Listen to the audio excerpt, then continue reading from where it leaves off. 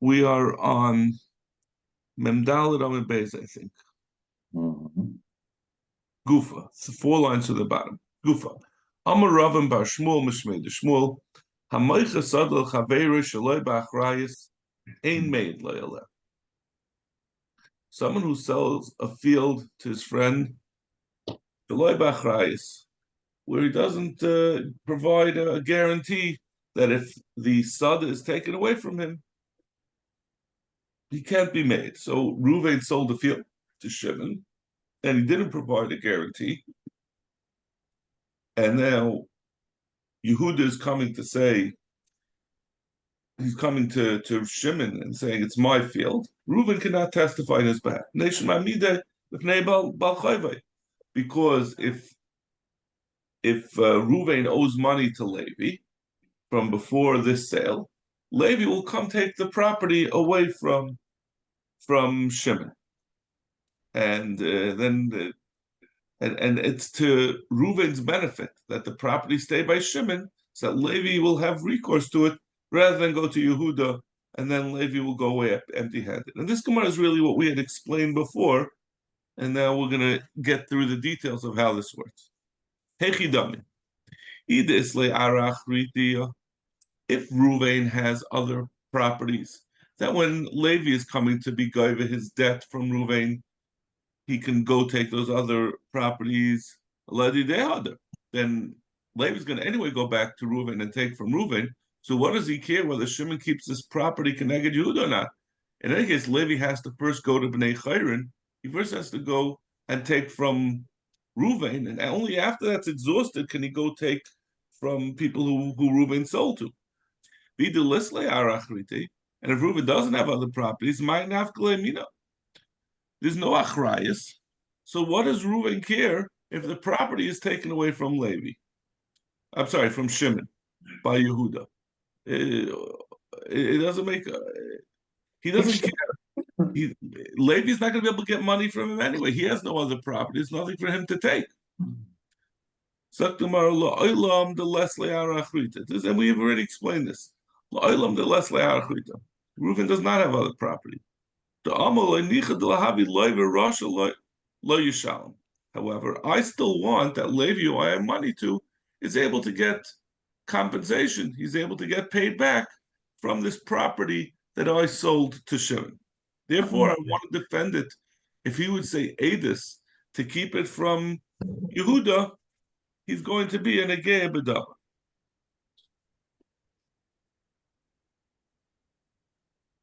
Dr. Gemara.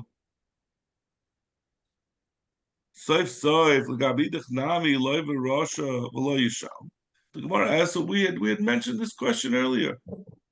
In the end, in either case, Reuven is coming out to be a bad guy, because when his Balchoiv, when Levi comes and takes the property from Shimon, he's going to now Shimon is going to have tinus on him. Shimon paid for the property and it was taken away from him. So he's saying, I want to be a good guy. I want to pay back my Balchoiv Levi.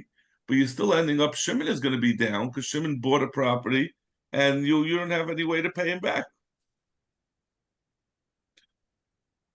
So tomorrow, the Amalahak is Vinach Shalai Bachrayas. Who the Amalahak is Vinach Shalai Bachrayas. He says to him, no, there's an afkamina. I sold you something without a warranty. It was supposed to be a final sale. I feel very good about that. This is what you agree to. A sale goes according to its terms. When you lend someone money, you're responsible to pay it back under any circumstances. But when you make a sale, it's your tough luck that this is what happened. You knew that this was a possibility. You probably bought the property since I was known to be a person with debts. You probably bought the property 50 cents on the dollar, and you took the risk. Machas Rav Vitem Papa. Sulkenly loy the nachten latatoy. Those who are going to Eretz Yisrael and those who are coming down to Bava should be aware. Hi Bar Yisrael, the Dominle Chamali Yisrael Chavre. A Yid who sells his friend, another Yid, a donkey. The Kazi Akum va'anislemine. Reuven sold Shimon a donkey. And now a guy comes, an Akum comes, and he's coming and confiscating the donkey from the purchaser, from Shimon. Dinu the maftzile. The din is that Ruvain, the seller, has to assist Shimon in reacquiring the donkey from the Akum who had taken it. Because when if something was nigva, if Reuven sold Shimon something and then Levi took it away from him, another yid, so Shimon can go to Besdin and say, "This guy took something from me." Let him bring proof. He has recourse. He has ways to deal with it. But if an Akim comes, he's not subject to the courts. There's very little that Shimon can do. So he needs whatever assistance Reuben can provide. If the Akim is coming because of some kind of taina with Reuven, at least Reuven should chip in and provide assistance to his purchaser to help him fend off this Akim who took away, who confiscated the property that he had bought. Zaktumar, Veloy Amar. This is only true, meaning it's only true that Reuben has an obligation to help Shimon with defend his purchase. That's only where Shimon bought it, but he has no personal knowledge that this is really originally Reuven's. He knows it's in Reuven's possession, but he doesn't know it was originally Reuven's. But if Shimon acknowledges, I know that this chamar that you sold to me is the daughter of a different chamar that you had. So it means this has always been with yours. And this Akum that's coming with Tainus is he's a black, he's a thug, and he's just taking something because he can. Loy, in that case, Reuven has no obligation. Reuven is only obligated to help if there's a possibility that the Akum's confiscation stems from some kind of dispute about whether Reuven was really entitled to it or the Akum. But if it's clear that this is just an Akum that's starting up with Shimon, if he's just a mugger, then Reuven said, "Listen, I did my part. This has nothing to do with it." So and in addition, it's not going to be true. If when the confiscator, this Akum, comes and takes the donkey, he leaves behind the saddle and the bridle. He leaves behind the tack that goes with the donkey. But if he takes together with the animal, he also takes the saddle. Loy. In that case, again, he's obviously stam a thug. If he was coming to dispute the prior ownership of the donkey, he wouldn't take the saddle. The saddle obviously has nothing to do with it. But if he takes the saddle along with it, then he's just someone who's using his superior strength to mug this current owner and has nothing to do with the previous owner. Therefore, there's no obligation on the previous owner to assist the purchaser in fending off the Ak. Amema says, Afilu leka kol hani loy. Amema says, no. Under all circumstances, it's not the responsibility of the seller to help defend off the Akum. My timer, we know generally that if an Akum is coming to take something, we don't assume he's coming because of a prior justification, because of some dispute that he had with the seller. Generally, an Akum, when he comes to take something, is just taking it. What they say is valueless. And their right hand is sheker. Generally, their tendency is to dishonesty. Okay, with the two dots, 8 lines up, Amem Hey Amanal. I found this next Gemara a little difficult, so we'll try to sort it out together. We said in the Mishnah, Omen ein lechazak. If Ruvain has a property, has a shoe by the cobbler, by the shoe repair guy, and the shoe repair guy says, "Oh, look, it's in my possession. I don't have to return it to Reuven." Shimon says, I've got it. I'm the Omen. I have it." That's not a chazakah because Reuven could say, "Listen, I just gave it to you to fix it. So your chazakah is not a chazakah." If you remember, we said hagoydrus ein lehem chazakah, right? We said like animals that wander around, there's no chazakah because we have another explanation of why it was in the possession of the person who's holding on to it. So the same thing over here. We have an explanation of why this omen is holding on to the piece of property. It's because he was doing work. Amar Rabba. Rabba says, Lo shanu el shemasu lo be'edim. This din that we said that the original owner is able to repossess property that's by an omen, that's only where it had originally been given to the omen in the presence of Adam. But if Reuven handed over his shoes and he didn't, there was no Adam, no one witnessed it. Since the omen could have said, "Yeah, I've got these shoes. You're claiming that you just gave them to me to fix the shoes. I'm allowed to have shoes. You have no proof. You have no proof that you gave it to me. I could have just said that you never gave me the shoes in the first place. You have nothing to do with them. You're claiming you gave them to me. I say no. They're my shoes." Ki amale nami. So he has a migu that he could have said that. Ki amale nami l'kucha biyadi. When he says that I bought it from you, even though he's conceding that it originally belonged to Reuven, but he's saying it was you sold it to me. Now, even though the chazaka would not help, but he has a migu. He has a migu that he could have said that it never belonged to you in the first place, and then he certainly would be believed since there's no Adam. Amalei Abaye. Abaye said back to him, Ihachi, if this is the case, that meaning what Rava said, that we don't believe him, that we believe the Mishnah's case that an omen is not neman, is limited to only a case with Adam, but if there are no Adam, then he is believed. There is a chazaka. Afilu Adam nami, even if there are Adam also. According to what you're saying the omen is only believed when there are no Adam. But if there are Adam that it was originally given to the omen, then that's when the Mishnah said that there's no chazaka. The omen should be believed. There shouldn't be a chazaka even when there are Adam. There should be a chazaka even when there are Adam. Or in other words, the omen should be believed. If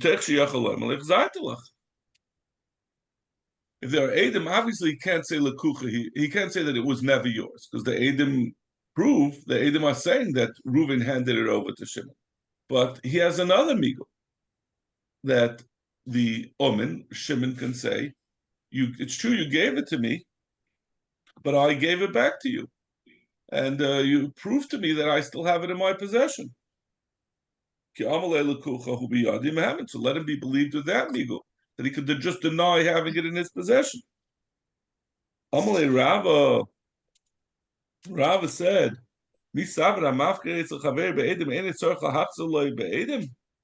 says no. When someone is mafka something by his friend be'edim, he has to return it to him be'edim. So if he's going to say he's not going to be never. You shouldn't think hamafka is v'chaveir in tzarich lachzulei be'edim. Ela mafka is v'chaveir in tzarich lachzulei be'edim. No, this migu that you're trying to say in the case where there are Adam, you're saying that according to you, Rabbah, if you hold that a migu on behalf of the omen is believed where there's no Adam, because he could have said it never came into my possession. So you want to say, so then you are by timing on me that you should still have a migu, even when there are Edim, because I could have said, the Omen could have said that he returned it. No, because someone who has borrowed something with Edim, so the upmach is, everyone understands that if you're taking upon yourself an additional achrayus. If it was handed over to you with Edim, so it comes with the understanding that when you return it, if you want to be able to say Echzartiv, you have to have Edim to prove that you gave it back. And therefore, there's no migu because you couldn't have said you returned it. Meisvei Abai. Hold on a second. What's the Aleph? Esvei Abaya, the Rava. I don't know. Does anyone know what the difference between Meisvei and Esvei is? Okay. Abai asked Rava, or Rabba, Ra Abdoi biyad Omen, the Talisa biyad Kadis. So the Rashbam explains, what does it mean, Ra Abdoi? That means that there are Edim, it's settled, it's clear that the Eved or the let's say we just give the Eved is another example of like an object by an Omen. If someone had given his Eved to an Omen to learn to apprentice by him, to learn a malacha, or Talisa biyad kaivis, or the Talisa biyad kaivis is the regular case of Omen that we discussed in our Mishnah, where he gave his cloak to the cleaners to be cleaned. So in any case, it's something where, which our Mishnah, the case that our Mishnah said that there's no chazak. But in this case, it was raw. That means that it's clear that the object is there. And there are edim that the object is in the possession of the of Shimon. Amalai mativi atzlecha, and Ruvain was the person who's claiming he gave it to this Omen to use temporarily, or to clean it, or to keep it in his possession temporarily. He says, "Why are you keeping it by you?" So he answered back, Amaloi. He answered back, Ata machartali. He said, "You sold it to me. Ata nasli matano. You gave it to me as a matano." Shimon says, I'm sorry. You're claiming that it's you gave it to me as an omen. You gave it to me temporarily. It's not true. You sold it to me, or you gave it to matano. It's mine. Le'amar klum. What he said has no validity, which is the same thing as our Mishnah said, right? Our Mishnah says, "Omen ein lechazaka." Over here again, the Omen is trying to say that you sold it to me or you gave it to me, which is like what our Mishnah said. He has no chazaka to claim that it's his.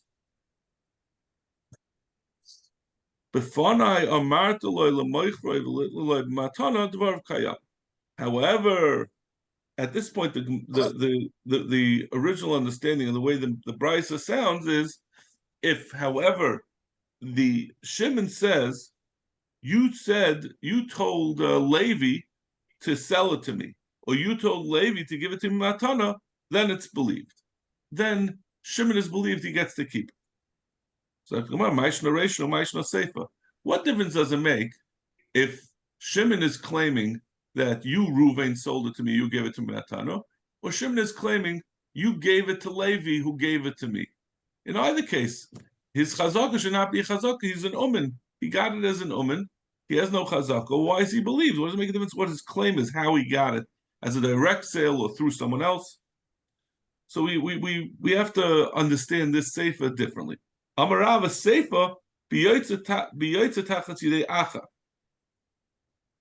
It's a different case altogether. We're talking about where Levi is the one who's holding it now. And Levi is saying to Ruvain, he's saying that you told Shimon to give it to me as a matana, or to give it to me as or to sell it to me. So then, in that case, this person who's holding it now, he is believed.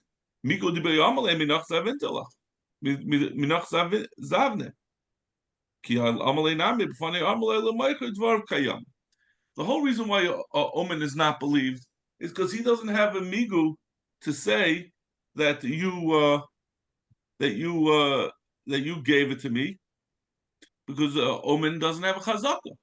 An Omen can't say you sold it to me, because he can't say it's in my possession. My chazaka is meaningful. But this other person who's saying that he got it through an Omen, he has a migu. He didn't have to claim that it came to him through the Omen. He could have just said, you sold it to me directly. And then it'll be a regular case of a muhsik who was holding on to something, even though it's raw, that we know that it's in his possession. But that's not a problem. Adarabah, that helps. That helps him, because he's a muhsik, and he's claiming that Ruvain sold it to him, and Ruvain has nothing to back it up. Just that he says, I didn't sell it to you. In the meantime, it's just a talus or an eved that's beyond chaveret. I should explain that just even though it just adds a little, it doesn't help things at all. But just be aware that the eved over here is talking about an eved. You need a cheskas gimel shanim, but it doesn't make a difference. We're just saying a chazaka. He's claiming he had the correct chazaka for each object. So in any case, so that's that. But that's the explanation of the sefer. The sefer was saying is talking about where the person holding it is claiming he got it through an omen, but he still has the same migu that he could have said he got it directly. But in any case, the problem is from the first part of the Mishnah, of the Brisa. Katani mias, Reisha, Ra. The Reisha said that if we know the property, we have Adim. It's fully verified that this property, let's stick to the case of the talus by the Kaivis. This talus is by Shimon, who is a cleaner's. We know it's in his possession. And we had said by Rabbah that if there's no Adim, the Omen is believed. Because he could have said Exartila. He could have claimed, I'm sorry, he could have said Exartila. He said, I never had it. How do you know it's in my possession? It's like the Ra Hechidami. But over here, we know that it's in his possession. So Hechidami. If there are Adim, that it was originally, if Reuven has Adim, that he handed over this talus to Shimon, and we now have Adim also that it's currently in Shimon's possession, Lamali Ra. Why does it have to be that there are Adim that it's in his possession? Nasi Adim Vinishkal. Then he could just bring the Adim that he had given it to him. There's no migo that he could have said, I never got it.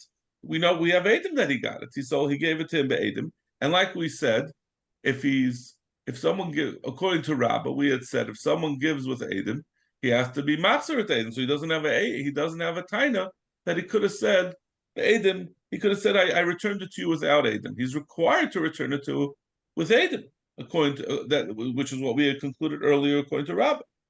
Elalav the leka Adim. Elamai, we must be talking about where there are no Adim. V'chira, however, if it's only because we're talking about there's no Adim, but it's only because we have Adim, it's currently raw. We know that it's in the possession of the law of the cleaners and Shimon's possession. V'chira miya tafasle. But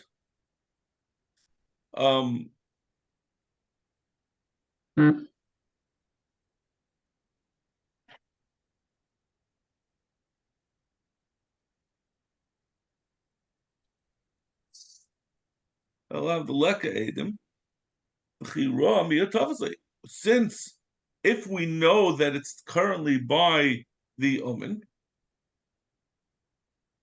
that means that that as long as we're saying there's enough kamina when it's raw, when we know it's in the possession, currently in the possession of the Omen, so you can't claim that I never got it.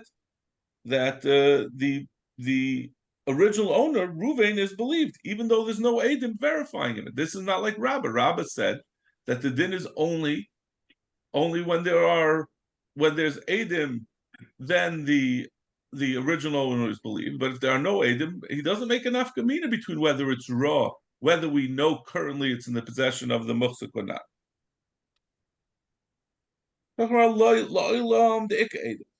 So we have to go back and we say that it's talking about where there are Adim here. But who the raw? But where there's Adim, the even though there are Adim, and we said that there's Adim, there's no Taina because he has to return it, he only is going to lose because of the fact that we currently know that it's in the possession of the cleaners of Shimon, because then Shimon can claim it's not in his possession at all. How can you claim? How could you make a? How could you say that the current holder, if it's not raw, would lose? But we had said before, according to Rabbah, that if someone borrows something with Adam, that imposes an obligation on the person who borrowed it to return with Adam. And over here, he clearly doesn't have Adam that he returned it. He's trying to make a migu. He's claiming that I bought it from you, or that, and he's just making a migu of Ichzar Tivla.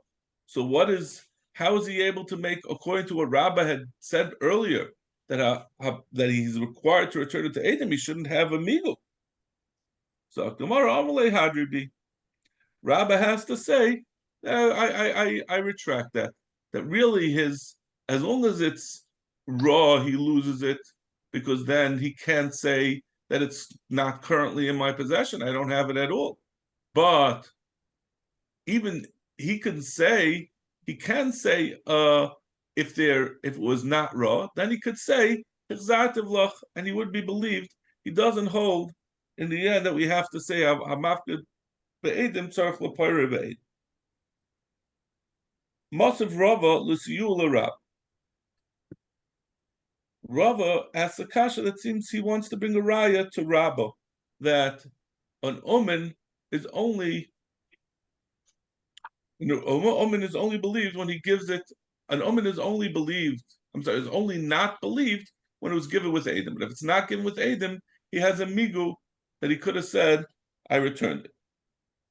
Unless it's raw, in which case he can't say that. Like we said, he can't. And then he can't say that it was. I never got it. Hanoisin talisa le'omen. Someone who gave his talis to an omen. Omen oimer shtayim katzatztali, and the omen says, "You promised to pay me 2 dinrim to do my work." And they're disputing, and the Reuven is saying, "No, I only promised to pay you $1 to clean my shirt," and the omen is saying, "No, you promised to pay me 2." And as long as the talis is in the hand of the omen, al balabayis lehevi raya. The balabayis Reuven has to bring a raya. The omen has leverage. He could say, "I'm going to keep the shirt, and up to the value of the shirt." Listen, if the shirt was only worth $1, he can't charge more than that. But he could charge up to the value of the shirt with a migu that he could hold on to the shirt. Nasaloi bismanoi, if he gives it, if the omen is asking for his money and it's within the zman of the time that he normally pays, nishba v'noito. At that point, he can make a shvua.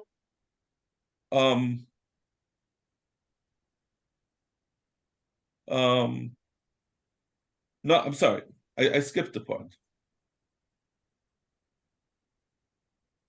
But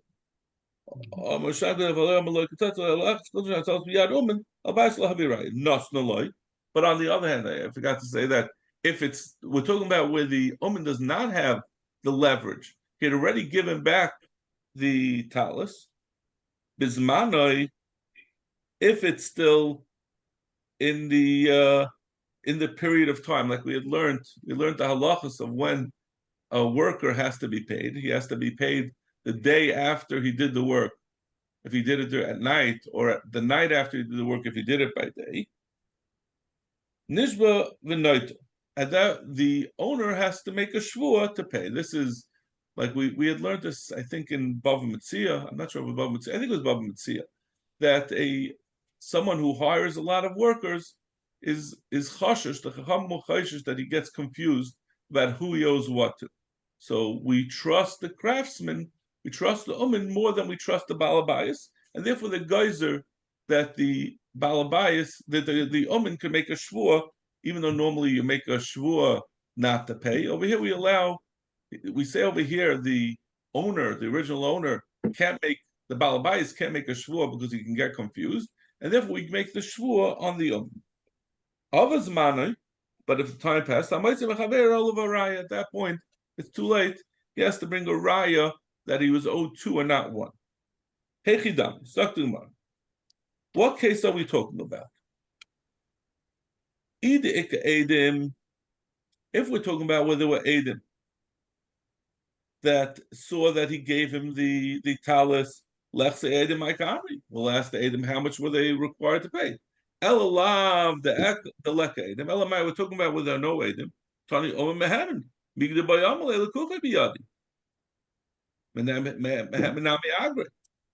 L'chayra was saying that we do give a migu to, even though when there's no Edim, this is like Rabba. Rabba had wanted to say that we only say that the Umin is not believed when there are Edim, but if there are no Edim, the Umin is believed because he says in migu they could say L'kucha biyadim. We're saying the same thing over here. That l'chayra, the Umin is believed about how much he should get paid with a migu that he could have said L'kucha biyadi up to the value of the property. We're